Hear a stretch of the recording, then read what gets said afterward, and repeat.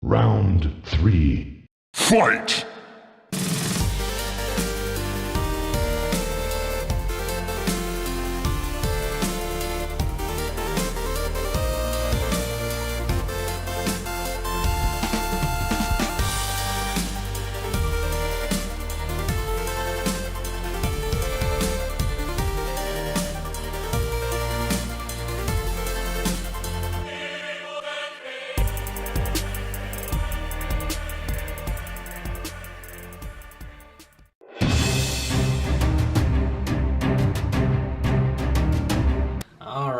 We've come to one of my favorites, The 13th Warrior.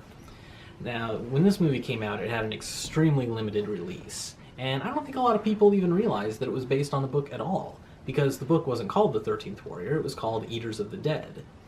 Now, my roommate went and saw this movie before I did at the little hippie art theater across the street from where we lived, and he came back super excited to tell me about it. So Antonio Banderas is like this Arab, and he teams up with like these Vikings to fight these monsters in the fog. Okay, dude. But when I went to go see it, yeah, that's actually not a bad summary at all. But there's a lot more to it than just that. Now, the book Eaters of the Dead, which coincidentally was written by Michael Crichton, the author of Jurassic Park, seriously, I could probably do a whole video just on his work alone, is actually based on two historic works, one fiction and one nonfiction. Now, the nonfiction work is a real-life travel journal by an Arab ambassador, Ahmed ibn Fahlan, who did indeed leave Baghdad and actually did meet Vikings. Now, this is where the fictional work comes into play.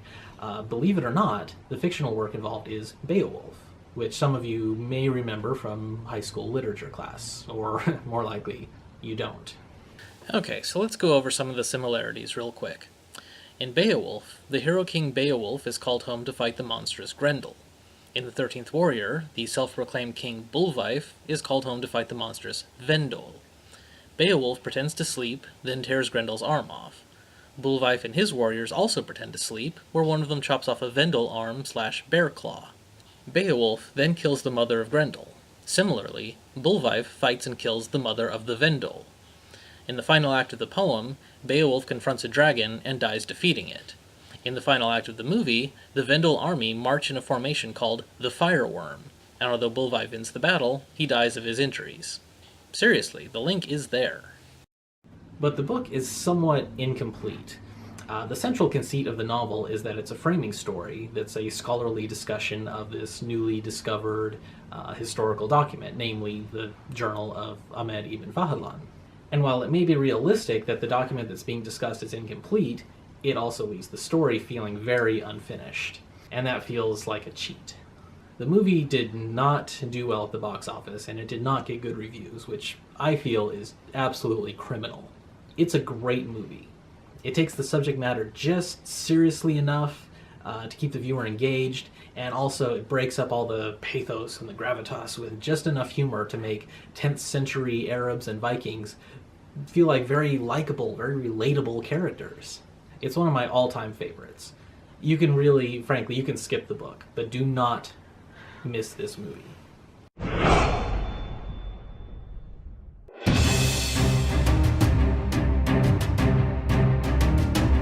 And since we're on the subject, let's talk Beowulf for a minute. Beowulf is generally considered to be the oldest surviving work written in the English language, so it stands to reason that over time there have been a lot of different adaptations of it, right? Now also, since it was written in Old English, it's a lot closer to Germanic or Scandinavian languages than to the modern English we understand today.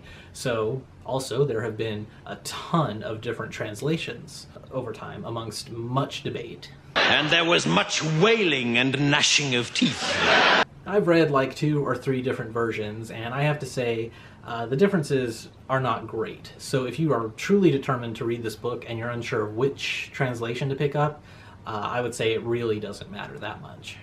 In the last 15 years or so, there have been several fairly major film adaptations of this story, with some pretty big-name actors filling the role. Gerard Butler, Christopher Lambert, Ray Winstone.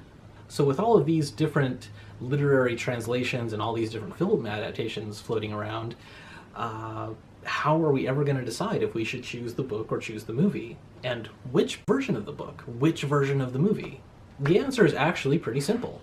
None of the above! Yep, skip them all.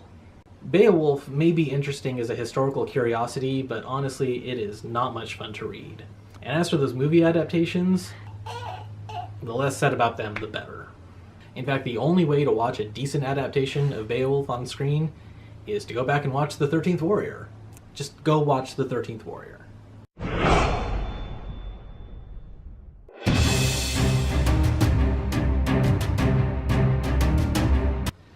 Alright, moving on. Let's talk about Watchmen. This is one of the most acclaimed graphic novel comic miniseries of all time, and for good reason. It really turned the whole superhero mythos completely on its head and approached this whole battle of good versus evil in a whole new light. It is thoughtful, it's entertaining, it's well plotted, and it's very well written. The movie, while not bad, is essentially just a big special effects spectacle. The ending was changed slightly, and surprisingly, the ending in the movie actually makes a little more sense than the ending in the comic book. But at the same time, it felt like the plot in general was just an afterthought to this movie. They concentrated primarily on making it look good, which it does, but the point, the meaning, the essence is just missing. Now, the graphic novel is memorable, and I know people who have read it even only once who can still discuss the plot and the themes with remarkable clarity. It really stands out in your mind. And I know people who have watched the movie multiple times and still can't tell you a single thing that happened. Nothing about it really sticks out, except for Billy Crudup's oversized blue dong. Alright, fine, yes, I get it. He's this godlike being who was able to reassemble his body from scattered atoms using only the power of his mind. If we had the opportunity, we'd all do like Dr. Manhattan and give ourselves a six-pack and tack a few extra inches onto our own Long Islands, if you get my drift.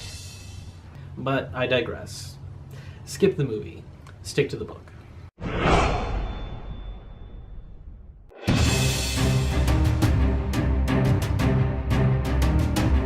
This one is kind of an aside. I didn't want to get completely sidetracked into the whole, movie adaptations of comic books, because that is a huge field to cover. But I felt that this one, in particular, is worth mentioning. Big Hero 6 was a super popular movie by Disney, and it's awesome. I loved it. I can't wait for the sequel. But even though it is briefly mentioned in the credits, I don't think a lot of people realize that Big Hero 6 was a comic book long before it was a movie. However, they bear very little resemblance to each other. Actually, only a few of the team members from the comic book are actually in the movie, and vice versa. And even the ones that do appear are barely recognizable. Baymax, for example, was originally this robot bodyguard who can turn into this kind of dragon thing.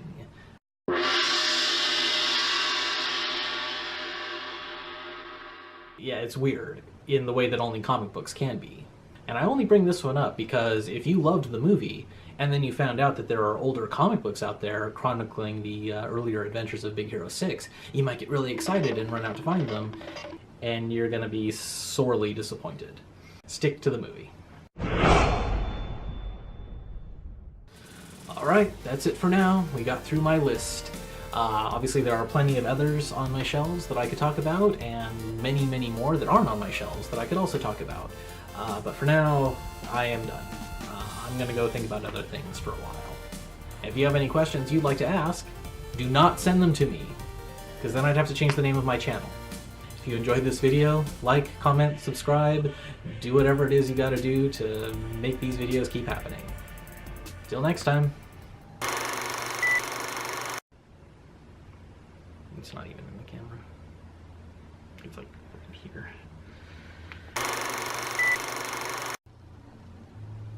Sorry, got distracted. But even though it is briefly mentioned